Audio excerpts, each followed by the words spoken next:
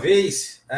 Sou o Leonardo Marques, promotor aqui da primeira promotoria empresarial da capital do Rio de Janeiro, responsável por processos de falência e recuperação aqui na capital carioca. Estou aqui a pedido, a convite do Wilson, do Portal Juristas, para falar um pouquinho sobre as modalidades de realização do ativo dos bens, de liquidação dos bens na falência, em razão das importantes modificações promovidas pela Lei 14.112, de 24 de dezembro de 2020. Bom, vamos lá. A primeira grande alteração promovida pela Lei 14.112 em relação às modalidades de realização do ativo diz respeito ao leilão. A primeira modalidade típica, talvez a mais comum, a mais utilizada nos processos falimentares. Houve uma profunda alteração no sistema de leilões de processos falimentares. Agora, olha que interessante, o administrador judicial ele vai ter que convocar 3 chamadas, vão ser fixadas 3 datas para tentativa de leilão dos bens da massa falida. E entre essas datas não pode haver um distanciamento de mais do que 15 dias. Então, quando o administrador judicial agora, na forma do artigo 142, pegar um bem e levar à asta pública por meio do leilão, vão ser designadas 3 datas, chamadas pela lei de chamadas, primeira chamada, segunda chamada e terceira chamada. Então, serão designadas desde logo 3 datas para tentar vender aquele bem. Na primeira chamada, na primeira data, o bem não poderá ser vendido por valor inferior ao da avaliação. Então, acreditamos que não vai ninguém nessa data, por experiência, por prática. Então, praticamente ninguém vai nessa primeira chamada, na medida que o bem só pode ser vendido pelo valor de avaliação. Na segunda chamada, lembrando que não pode haver um distanciamento de mais do que 15 dias entre essas datas, na segunda chamada, o bem já poderá ser vendido pelo equivalente a 50% do valor de avaliação. Então, era o que acontecia, mais ou menos, com base na jurisprudência, nos processos falimentares, pelo menos até agora. Havia uma praxe de, no segundo leilão, se autorizar a venda dos bens até por 50% do valor de avaliação, considerando-se abaixo desse patamar, pelo menos nos processos falimentares, o preço vil. Só que agora, se o bem não for vendido nessa segunda chamada por no mínimo 50% do valor de avaliação, já está designada uma terceira data, em que o bem poderá ser vendido por qualquer valor. E o legislador foi muito enfático. Não vai se aplicar a doutrina do preço vil, não vai se aplicar as regras, não vão ser aplicadas as regras do preço vil em processos falimentares, na medida em que um dos objetivos do processo falimentar, na forma do artigo 75, é a rápida devolução dos bens ao mercado, é a rápida volta do falido à economia. Então, está lá como objetivos secundários do processo falimentar. Então, o processo ele tem que correr, não só para pagar credores, como também para que os bens arrecadados voltem a circular no mercado e para que o empresário falido volte a exercer a sua atividade profissional, readquira, como dizem no direito belga, a sua capacidade profissional. Então, por isso, são agora designadas 3 datas. Na primeira, o bem só pode ser vendido por valor da avaliação. Na segunda, 50%. E na terceira, por qualquer valor. Quando eu digo qualquer valor, é qualquer valor mesmo. Então, 10% do valor de avaliação, 15% do valor de avaliação, quiçá 5% do valor de avaliação. O objetivo é se livrar do bem. Nada impede, obviamente, que o juízo no edital estabeleça alguma outra regra, porque nas astas públicas, a regra principal a ser seguida, pelo menos a primeira regra a ser seguida, é aquela prevista no edital e depois a lei. Então, nada impeça que o juiz ali estabeleça outros critérios, não há problema. Mas, por força de lei, se for estipulado, no terceiro leilão pode ser vendido bem por qualquer valor, não se aplicando aí aquelas regras de preço vil.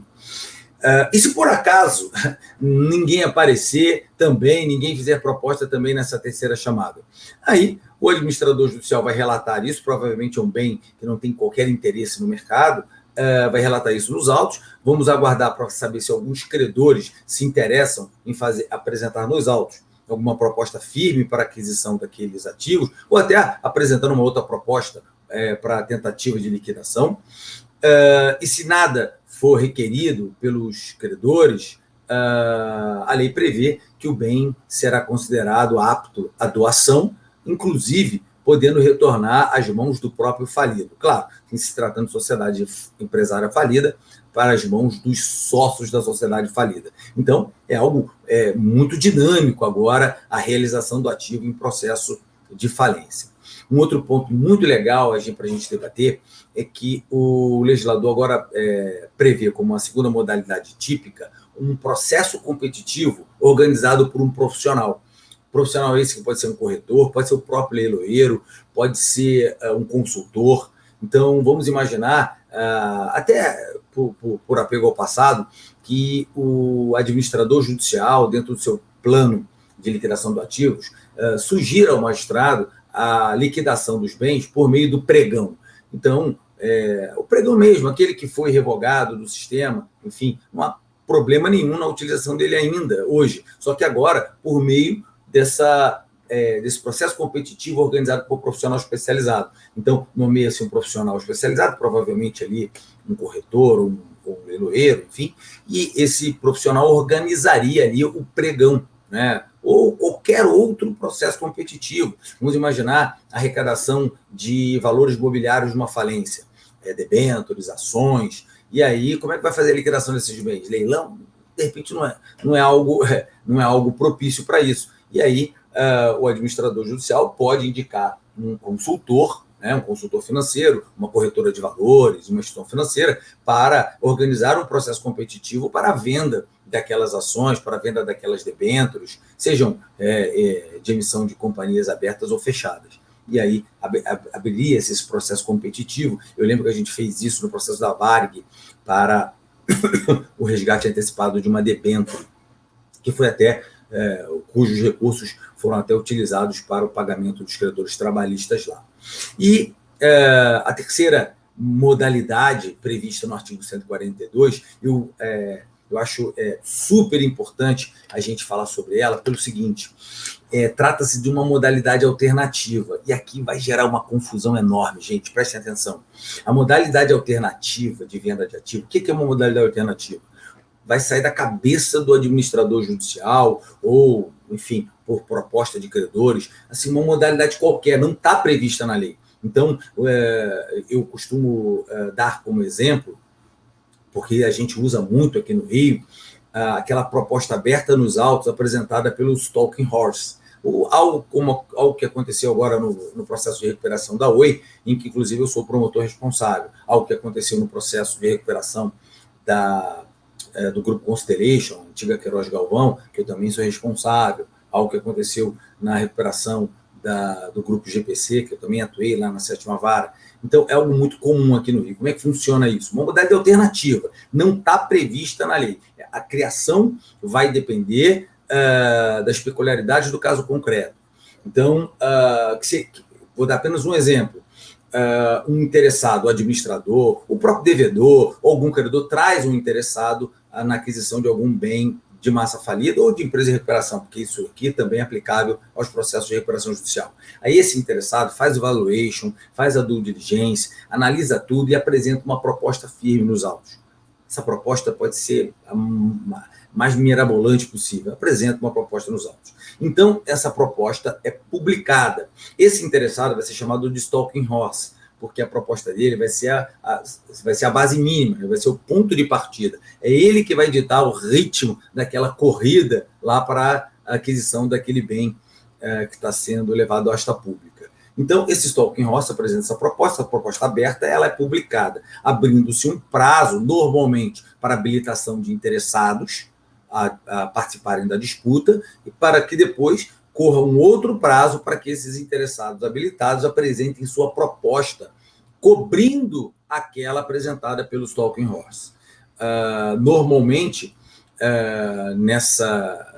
nesse sistema, são conferidos alguns direitos, podem ser conferidos alguns direitos ao Stalking Horse. até mesmo porque ele fez o valuation, porque ele fez a due diligence, porque ele se expôs, ditou o ritmo, apresentou uma base concreta, né, mínima para a aquisição daquele ativo, né, o patamar mínimo, que pode ser o right to top, o right to match, ou até mesmo a taxa breakup. Eu, na verdade, não gosto de trabalhar com a cláusula right to match, que seria o direito de, se aparecer um terceiro interessado, apresentar uma proposta superior aos Talking Horse, ele pode igualar essa proposta e levar o bem, encerrando a disputa. Eu não gosto disso porque eu não vejo um direito de preferência assim positivado na Lei 11.101, porque ela fala que o bem de massa falida será vendida pelo maior lance, não igual lance. Por isso que eu sou partidário, digamos assim, da cláusula right to top, que aí seria o direito do Talking Horse, se o interessado apresentar uma proposta superior a dele, vamos imaginar, pegar o caso da Oi. O Talking Horse apresentou uma proposta de 16,5 bi. Aí vamos imaginar que tivesse aparecido um outro oferecendo 18 bi. Aí o Talking Horse teria direito de cobrir aquela proposta de terceiro em percentual previamente definido, 2%, 3%, 5%, cobrir a proposta de terceiro, então 18 bilhões mais 2%, mais 3%, mais 5%, aquilo que estiver previsto no edital, ou seja, aquilo que foi de agrado do juiz, e aí sim encerrar a disputa e ficar com aquele bem.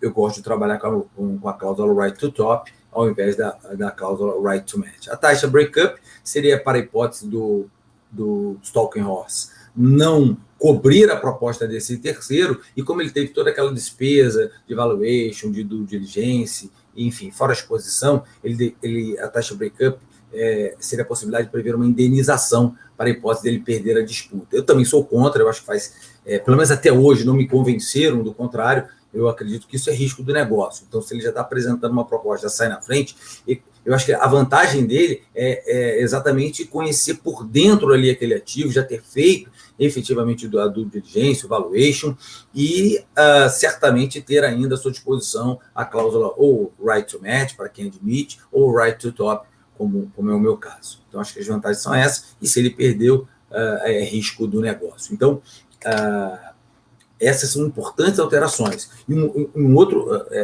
detalhe é o seguinte, que essa modalidade alternativa que estava no antigo artigo 145, na antiga redação do artigo 145, foi reposicionada para o artigo 142. Então, na minha opinião, para a adoção dessa modalidade alternativa, o quórum, se os credores dele forem deliberar sobre isso, e não o juiz, o quórum, da forma do artigo 142, parágrafo 3º B, o quórum será o de maioria simples, o quórum do artigo 42, porque o quórum do artigo 46, que é o quórum qualificado, de 2/3, né, ele está se referindo ao artigo 145 da lei, que agora é uma outra forma de realização do ativo, que é chamada adjudicação especial, que seria os credores criarem uma sociedade, até mesmo junto com investidores ou com os próprios sócios da sociedade falida, para ficar com o ativo da falência, ficar com todo o ativo da massa falida. É a adjudicação especial, que agora ocupa o artigo 145. Então, o quórum qualificado de 2/3 previsto no artigo 46 da lei não se refere mais à modalidade alternativa, se refere à adjudicação especial, disciplinada na nova redação do artigo 145. A modalidade alternativa de realização do ativo, como ela foi reposicionada para dentro do 142, o quórum de deliberação para a adoção dessa modalidade alternativa, na minha opinião, é o quórum normal, o quórum geral de maioria simples, previsto no artigo 42. Bom, acho que é isso. Sobre novidades mesmo, as principais são essas sobre realização do ativo, e eu espero vê-los em outra oportunidade, em outro vídeo, aqui no Portal dos Juristas. Um abraço.